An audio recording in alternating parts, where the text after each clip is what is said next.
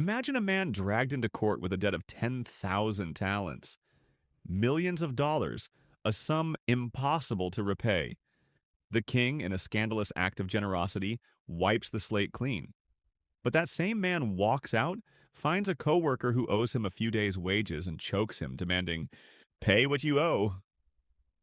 Jesus calls this man wicked, not because he had debt, but because he refused to extend the logic of the master's grace to his peer. This is the parable of the unforgiving servant. But today on The Faithful Citizen, we're asking, is this also the parable of the North American voter? We're discussing the hoarded table and the dangerous disconnect between the vertical grace we love to receive and the horizontal mercy we refuse to give. Let's get into it. Yeah. Welcome to the space where conviction meets rhythm, where truth got a mic and the church gotta listen. This ain't Sunday talk, it's real life living, faith in motion, the citizen's mission. We talk grace, we talk justice, we talk peace, not the kind that conforms, but the kind that frees. The world's loud with noise, we cut through the vision. This is the faithful citizen, let's get to the wisdom.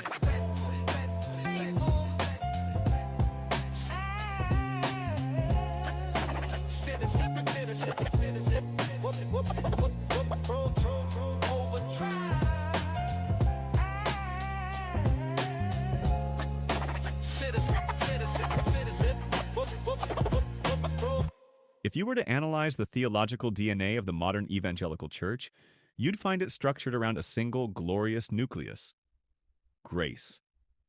We're the people of Sola Gratia. We sing Amazing Grace with tears in our eyes.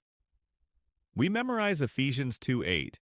For by grace you have been saved through faith. It is the gift of God, not a result of works. We fiercely defend the doctrine that we're spiritual beggars who've been given a seat at the king's table, not because of our resume, but because of his mercy. We rightly recoil at any theology that suggests we can earn our salvation. But if you follow those same believers out of the sanctuary and into the public square, into the voting booth, the town hall meeting, or the comment section, you'll often witness a jarring theological shapeshift. The same voices that sing of unmerited favor on Sunday often champion a ruthless meritocracy on any other day. This dissonance has become the defining paradox of the American church in the current political era. We've seen a massive consolidation of evangelical support behind political movements, typified by, though not exclusive to, the Trump administration and its populist allies, that explicitly campaign on reducing aid to the vulnerable, the refugee, and the poor. The rhetoric of this movement isn't unmerited favor. It's America first, build the wall, and if you don't work, you don't eat. It's a worldview that views the poor not primarily with compassion, but with suspicion. It asks of the refugee, are they legal? It asks of the single mother on welfare, did she make bad choices? It asks of the homeless, why don't they just get a job? How did this happen? How did a movement defined by the free gift become the primary voting bloc for the closed hand? The easy answer is hypocrisy, but the diagnosis goes deeper than that. We're experiencing a theological rupture. We've severed the artery between vertical grace, what we receive from God, and horizontal mercy, what we extend to our neighbor. We've become what we might call theologically incongruous. In our vertical relationship with God, we're humble beggars, gratefully accepting forgiveness of a debt we could never repay.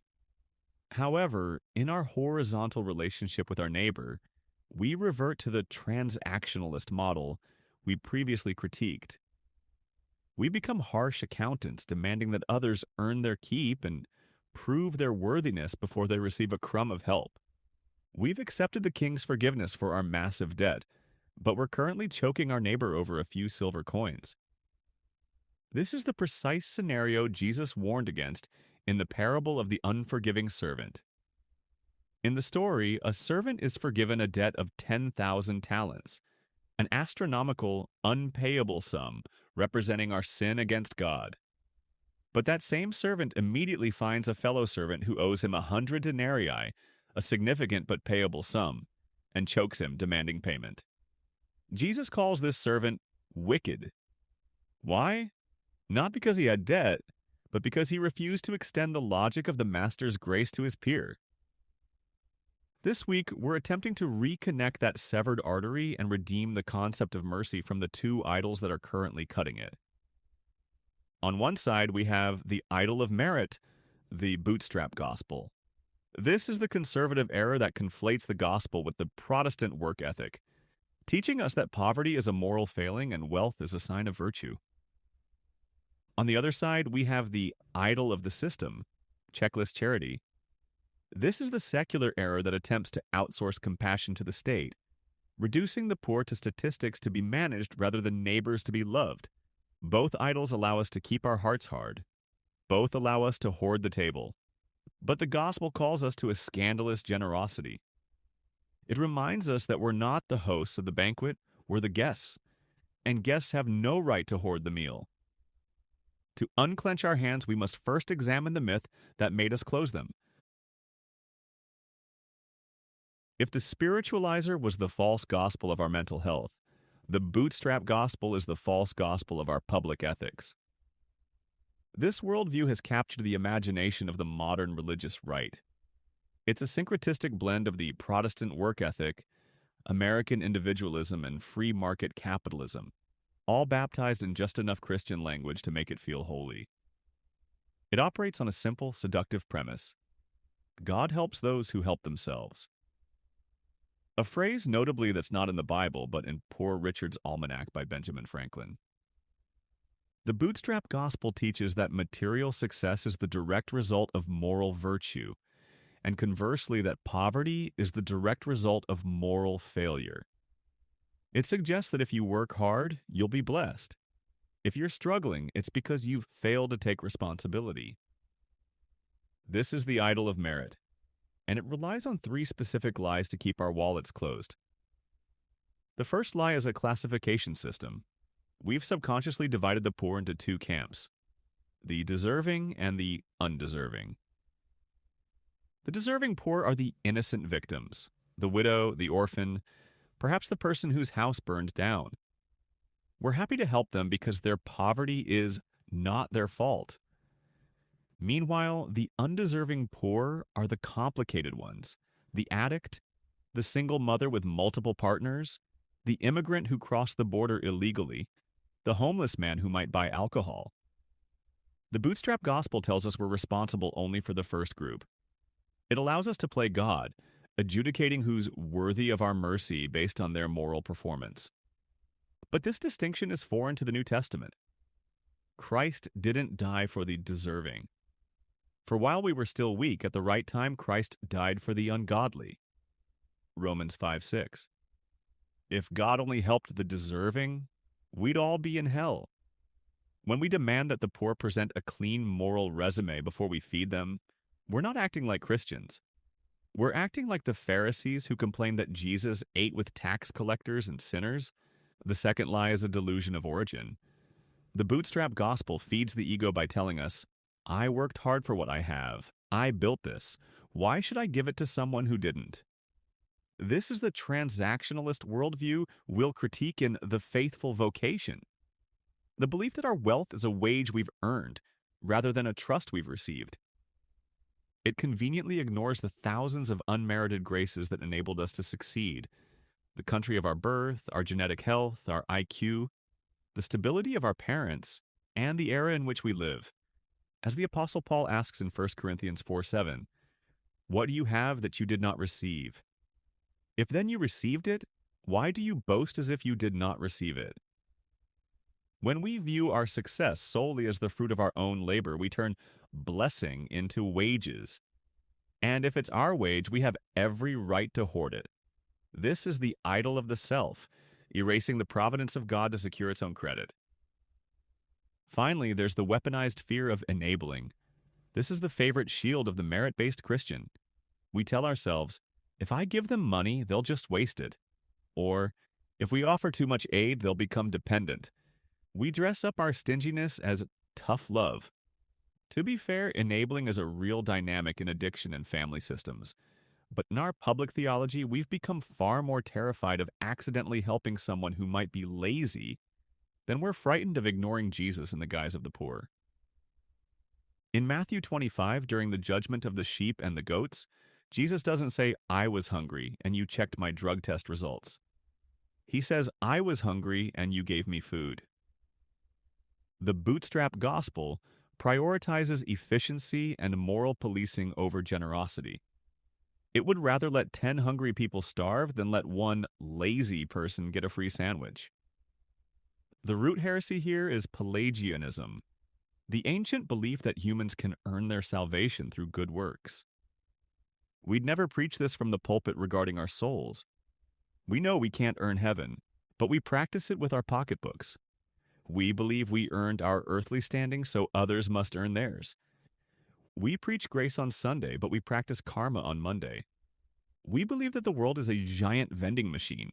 You put in the coin of hard work, and you get out the product of success. If someone doesn't have the product, it's because they didn't put in the coin. This reveals a terrifying truth. We don't actually understand grace. We think we entered the kingdom on a scholarship we earned, not a pardon we begged for. The idol of merit allows us to look at the poor not with a broken heart, but with a judgmental sneer. It allows us to keep the ledger, a mental accounting of who owes what, firmly in our hands, oblivious to the fact that the master has already thrown our ledger into the fire. To stay true to the framework of this series, we must acknowledge that the idol of merit has a secular twin. If the Bootstrap Gospel represents the error of the religious right, the checklist charity represents the error of the secular left and the institutionalized bureaucracy. While the merit model tries to judge the poor, the system model tries to outsource them. It rests on the belief that compassion is primarily the responsibility of the state or a professional nonprofit, rather than the personal sacrificial calling of the neighbor. The checklist charity operates on a sterile premise. Compassion is a program to be managed, not a person to be loved. The first lie of this idol is depersonalization. The system views the poor not as image bearers with complex stories, but as cases to be processed. Poverty is reduced to a set of sociological statistics, housing instability scores, caloric deficits, and employment gaps. This leads to a checklist approach to mercy. We create massive impersonal systems to distribute resources, believing that if we just tick the right boxes, food stamps, check. Housing voucher, check. Job training, check. The problem is solved. But poverty is rarely just a lack of resources. It's often a profound lack of relationships. The system can provide a check, but it can't give a friend. It can offer a bed, but it can't provide a sense of belonging. When we rely solely on the system, we strip the poor of their dignity by treating them as problems to be solved by a technician, rather than brothers and sisters to be embraced by a family. The second lie is the illusion of cost-free compassion. The idol of the system allows us to feel righteous without ever having to be uncomfortable. It's relatively easy to vote for a tax increase to fund a welfare program. It's easy to post a hashtag advocating for the homeless. It's easy to raise awareness. It's infinitely harder to invite a struggling single mother to your dinner table. It's harder to walk with an addict through a relapse. It's harder to open your guest room to someone who might steal from you. The system allows us to outsource the messy, painful work of love to professionals. We pay our taxes or our tithes so that someone else can deal with those people. We want justice in the abstract, but we refuse sacrifice in the concrete. We want to feel like good people because we support the idea of helping the poor, while our actual lives remain hermetically sealed off from them. The theological rot at the center of this idol is a desire for the kingdom of God without the king. Checklist charity attempts to build a utopia of provision through human effort and government coercion. It assumes that if we just get the policy right, we can eliminate suffering. But Jesus said, "The poor you will always have with you." Matthew 26:11. Not as a prescription for apathy, but as a reminder that suffering is a permanent reality of a fallen world that requires constant, personal presence. When we outsource mercy to the state, we sever the spiritual connection between the giver and the receiver. The poor get bread, but they don't get the bread of life. They get a government check, but they don't see the face of Christ in a loving neighbor. The system offers provision without the gospel, just as the Bootstrap Gospel offers judgment without grace. Both leave the poor hungry for the one thing they need most, to be known and loved. We've examined the idol of merit, which suggests that we're too good to help the undeserving. We've also reviewed the idol of the system, which indicates that we're too busy to help them personally. Both idols allow us to keep our distance. Both will enable us to clutch our silver coins tightly to our chests. The gospel disarms our greed, not by commanding us to be nicer, but by shattering our self-perception. It drags us into the courtroom of heaven and reveals our actual financial standing. The cruciform pivot begins with a devastating realization. We're not the master in the story. We're not even the benevolent philanthropist. We're the beggar. Martin Luther, the great reformer who recovered the doctrine of grace for the church, died with a scrap of paper in his pocket. On it were scribbled his final words, "We are beggars." This is true. This is the starting point of all Christian ethics. Before you're a worker, before you're a taxpayer, before you're a citizen, you're a spiritual pauper. You stood before a holy God with a debt of sin so astronomical that 1,000,000,000 lifetimes of hard work couldn't pay down a single penny of interest. And God, in a scandalous act of unmerited favor, wiped the ledger clean. He didn't put you on a payment plan. He didn't ask to see your pay stubs. He paid the debt himself on the cross. This truth is the great leveler. It destroys the moral high ground we try to stand on when we judge the poor. When we realize we're spiritual welfare recipients, subsisting entirely on the charity of God, our posture toward the undeserving poor shifts from judgment to recognition. We look at the addict, the beggar, and the failure, and we don't say, "Get a job." We say, "I know you. You're just like me." Jesus codifies this new logic in the terrifying parable of the unforgiving servant, found in Matthew 18. The story opens with a king who forgives a servant a debt of 10,000 talents. To understand the force of this, we must do the math. A talent was roughly 20 years of wages for a laborer. 10,000 talents is an absurdity. It's millions of dollars, a debt that's mathematically impossible to repay. This is vertical grace. It's the cross. But that same servant, the man who just walked out of the courtroom with a clean slate, immediately finds a fellow servant who owes him 100 denarii. A denarius was a day's wage. 100 denarii is significant. It's about 3 months' rent, but it's payable. The first servant grabs him by the throat and demands, "Pay what you owe." This is the idol of merit in action. The servant isn't technically wrong, the debt is real. He has a right to the money. He's applying the Bootstrap Gospel to his peer. And how does the king respond? He's furious. He throws the first servant into prison, and the label he uses is chilling. "You wicked servant." Why is he wicked? Not because he had debt, not even because he wanted his money back. He's wicked because he refused to extend the logic of the master's grace to his peer. He happily accepted the free gift for his massive debt, but demanded the earned wage for his neighbor's small debt. He wanted to live by grace vertically, but by karma horizontally. Jesus says, you can't have it both ways. This parable exposes the theological incongruity of the modern voter. We can't claim to be recipients of the free gift of salvation if we're hoarders of the physical gift of mercy. The evidence that you've truly understood the gospel isn't just that you sing Amazing Grace, but that you become gracious. This is the new logic of the kingdom. Freely you have received, freely give. Matthew 10:8. The flow of mercy must be unbroken. If we block the pipe, if we hoard the forgiveness, the resources, and the compassion we have received from God, it proves that we never truly understood the nature of the gift in the first place. As James warns us with terrifying clarity, judgment is without mercy to one who has shown no mercy. James 2:13. We're guests at a table we didn't set, eating food we didn't buy, in a house we didn't build. For us to turn to the hungry beggar at the door and demand he show us his resume before we pass him a roll, is the ultimate act of treason against the host. If the theology of the beggar breaks our pride, the theology of the host breaks our greed. Once we realize that we're at the table solely by grace, we're compelled to pass the bread with the same scandalous, irrational generosity that got us seated in the first place. This is the shift from the closed fist of the meritocracy to the open hand of the kingdom. It requires us to abandon the safety of our ledgers and embrace a life of holy risk. The first step in living this open-handed life is to burn our list of prerequisites. The idol of merit demands that we only help the worthy, those who are sober, hardworking, legal, and polite. But the gospel redefines worthiness entirely.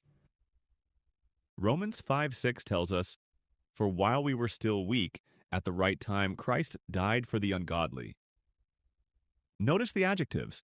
Christ didn't die for the potential. He didn't die for the hardworking. He died for the weak and the ungodly. If God had applied the Bootstrap Gospel to us, he would have waited until we cleaned up our act before sending his son. Instead, he sent him while we were essentially his enemies. Therefore, Christian charity isn't a reward for good behavior. It's a signpost of grace. When we help the undeserving, the addict who might use again, the homeless man who's rude, the immigrant who has nothing to offer us, we're not being duped. We're acting out the gospel. We're treating them exactly the way God treated us. This brings us to the most uncomfortable aspect of kingdom mercy: inefficiency. The transactionalist mindset, which we'll critique in The Faithful Vocation as the idol of enrichment, hates waste. It demands a return on investment. We want to know that our donation fixed the problem. If we give money to a homeless person and they buy alcohol, we feel we've wasted our resource. But the gospel is shockingly comfortable with waste. In Mark 14, a woman breaks an alabaster flask of very costly ointment and pours it over Jesus' head. The disciples, acting as the prudent economists of the group, are indignant. "Why was the ointment wasted like this?" they ask. "For this ointment could have been sold for more than 300 denarii and given to the poor." They had a point. It was inefficient. It was bad stewardship by worldly standards. But Jesus rebukes them and praises her. Why? Because love isn't an economic transaction. It's an outpouring. To live the open-handed life, we must be willing to waste our love on people who might not appreciate it, might not get better, and might not repay us. We must be willing to be taken advantage of because God allows himself to be taken advantage of by us every single day. This shifts our giving from a transaction to a covenant. The transactionalist gives to get something: a tax break, a clean conscience, or a fixed society. When the recipient doesn't fix themselves, the transactionalist gets angry and closes their wallet. The covenant giver gives because they're family. As we explored in The Great Household, the church isn't a club for the elite. It's a family for the broken. In a family, you don't feed your children because they earned it. You feed them because they're yours. When we view the poor not as projects, but as estranged siblings, the question changes from, do they deserve this, to, are they hungry? Finally, we must move from writing checks to sharing tables. You can't love a statistic. You can only love a person. The idol of the system allows us to keep the poor at a safe, sterile distance. But the scandalous host practices radical hospitality. Jesus warns us in Luke 14, "When you give a dinner or a banquet, do not invite your friends or your brothers or your relatives or rich neighbors, lest they also invite you in return and you be repaid. But when you give a feast, invite the poor, the crippled, the lame, the blind." This is the cure for the hoarded table. We must literally open our tables. We must build relationships with the people we claim to care about. It's easy to judge a welfare queen in the abstract. It's much harder to judge an exhausted single mother who you know by name when she's sitting in your kitchen, and you see the fear in her eyes. Proximity destroys judgment. The closer we get to the messy, complicated lives of the poor, the harder it becomes to clutch our ledgers and the easier it becomes to open our hands. We've walked through the warehouse of the idol of merit, which stacks wealth like a fortress to keep the undeserving out. We've walked through the fluorescent hallways of the idol of the system, which treats the poor like paperwork. Both idols offer a way to address poverty without ever having to deal with people.